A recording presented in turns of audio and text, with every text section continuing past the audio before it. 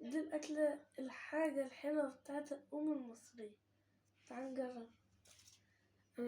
أنا ما عملتهاش. احنا هناخدها كده ونعمل كده عايزة يا جماعة تبلي هي في الشربات وتاكل. كده. ده الفاضي بتاعها.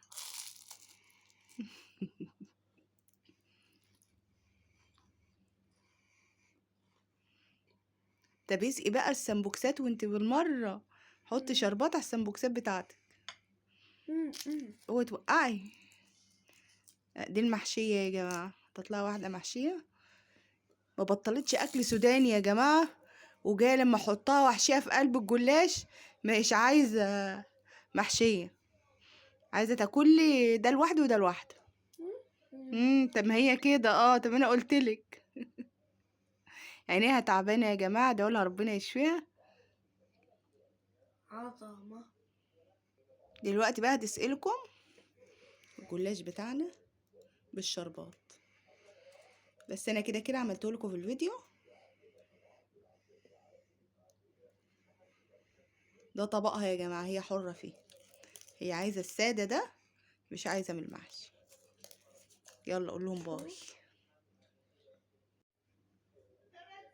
دي الأكلة الحاجة الحلوة بتاعت الأم المصرية.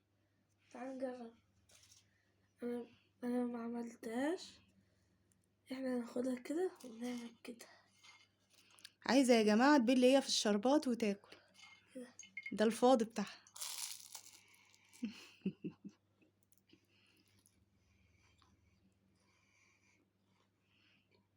طب اسقي بقى السمبوكسات وانت بالمرة حطي شربات على السمبوكسات بتاعتك. اوعي توقعي.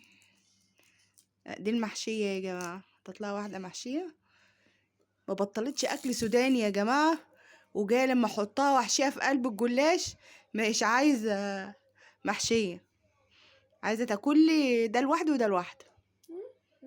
طب ما هي كده. طب انا قلتلك. عينيها تعبانة يا جماعة، دولها ربنا يشفيها. عظمة. دلوقتي بقى هتسألكم الجلاش بتاعنا بالشربات، بس انا كده كده عملته لكم في الفيديو. ده طبقها يا جماعة، هي حرة فيه، هي عايزة السادة ده مش عايزة من المحشي. يلا قول لهم باي.